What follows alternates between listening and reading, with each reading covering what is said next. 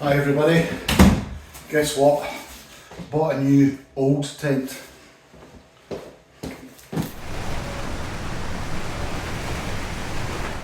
Just a blast from the past.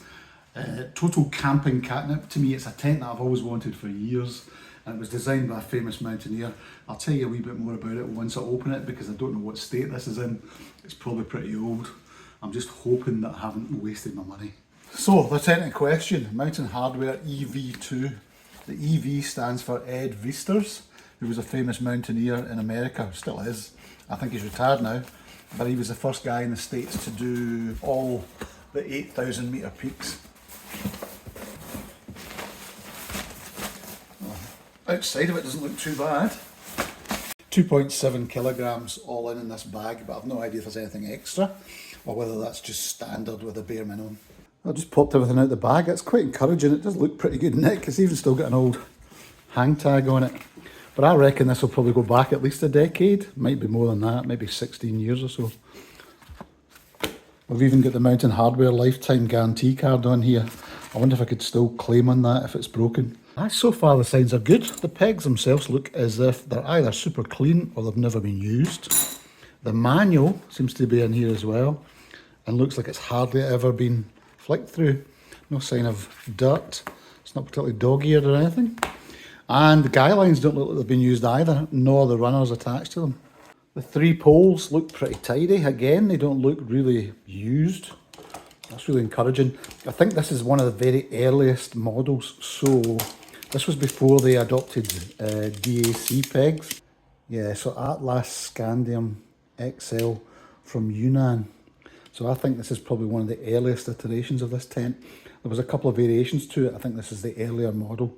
So probably pre-2016, I think.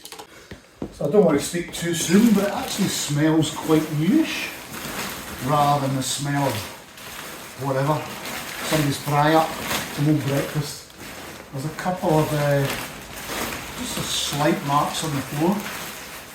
Well, certainly been pitched at some point, but yeah, this does not look too bad. So yeah, I think what I'll do is it's absolutely pelting it down outside. It's not a waterproof tent. I'm not expecting it to be. It's really one for snow and for high winds. I think what I'll try and do is just get this up just now. We'll check the poles, make sure it all goes together, and see what damage or wear and tear there is on it once it's up. What do you think of that colour though? I really like it. That signal orange, plus the grey grid pattern Spectra, I think it is. So reinforced all the seams, which is really nice. So meant to be super strong, super bomber, and very windworthy. But is it a solo killer? The elastic doesn't feel too sloppy, and the joints feel tight as far as I can tell. No sign of wear and tear or chips on the end of the sections.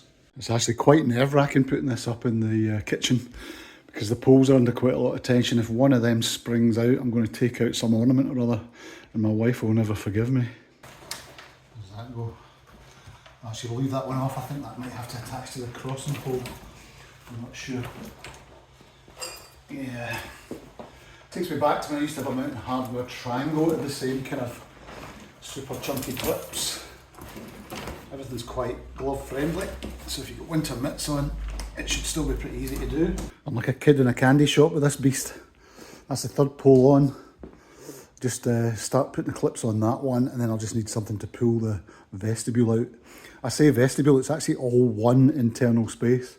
It just has the extra length of a vestibule, but not actually a separate zip out porch or separate door inside. So there's two top vents, side vents, with solid props that you've got to put into a pocket here. And they've also got midgie mesh or bug mesh on the inside, so that's quite good. Some concession towards three-season conditions, but nah, I think it's going to be snow only really. Also a vent at the rear with the same again, midgie mesh, and you can unzip it from inside so that you can close it once you're actually in the tent. In fact, there's two closures by the look of it. That's two prop vents at the front, fairly low down, two on the top, left and right, and one at the rear, all zippable. And then this is the vestibule, which I need to peg out. I'm wondering if the rain torrential rain has stopped. I might just take this outside, even though I know it will leak like a sieve. So I've just used a couple of chairs to hold out the vestibule at the moment. I keep calling it a vestibule, but it's literally the storage area.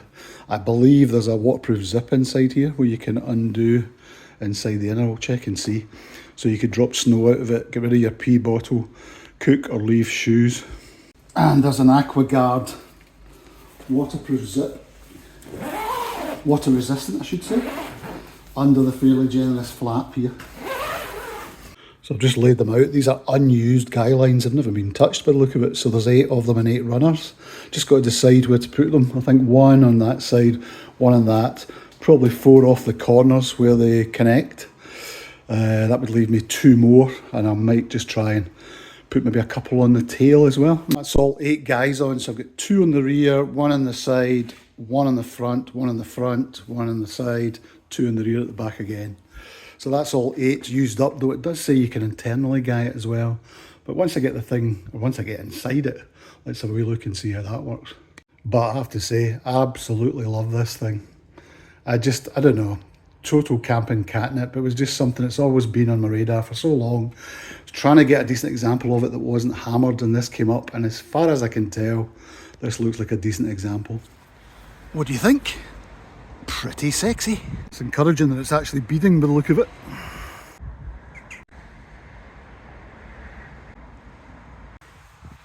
Oh, I see. 2-way door. Okay.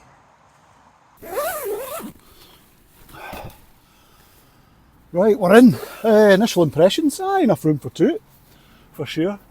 Enough sit up height, even at the front here. I'm getting close to it. In the middle it's pretty good.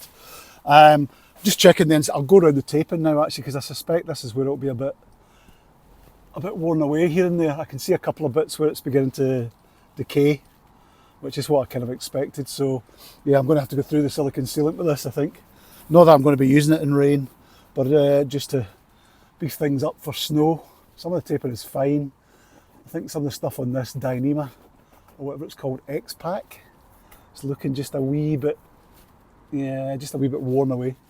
But overall, yeah, I mean, for its age, it looks pretty good. I think it's worth a shot, at least for the winter. We'll see how we get on in the snow with it. I think it would be a condensation nightmare otherwise, even with all these vents. Let me show you this little zip at the front here where you can push snow out, get rid of your pee bottle, possibly even just cook maybe with the stove on the ground.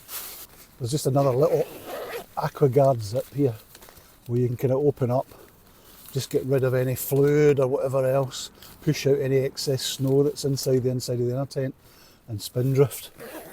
But I definitely think on the later version this zip was much bigger.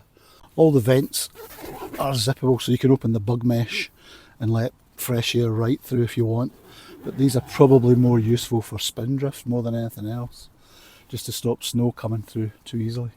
And you've got 4 pockets that I can see, 2 above you here on the left and right. I sound like an air steward. And then another one up here on the right here, just at the guying point. And then again, you can get access to these vents up here. It actually makes quite a big difference. It's a lot more fresh air. And then you can zip it up from the inside. So once you're in, you're in. You can do everything you need internally. And then apparently you can internally guy it. Though I'll need to have a wee experiment with that and just see how that works. So there you go, the Mountain Hardwear EV2. I'm looking forward to using it. I'll do a wee bit of TLC on it. I think we'll put some silicone sealant on anywhere where the taping's coming away. As I say, even though it will be snow, I'm going to use it. I'm never going to use this in rain, unless it just happens to get mild accidentally. But yeah, it feels really strong. Actually very pleasant inside with this X-Pack, lets a lot of light through. And you've also got 2 windows, which you can probably see here and here. So you can look out at what's going on outside. So, yeah. It's nice just to own one at last and get a look at it. We will play with it, see how we get on. I might not keep it for that long, but I'll hopefully get to use it through the winter, just in some more extreme windy, snowy conditions. Any questions, drop me a line below. It's an old but gold tent, so not something you can buy now unless it's second hand. But I thought it was worth a punt, something I've always wanted to own. Thanks for watching. Cheers.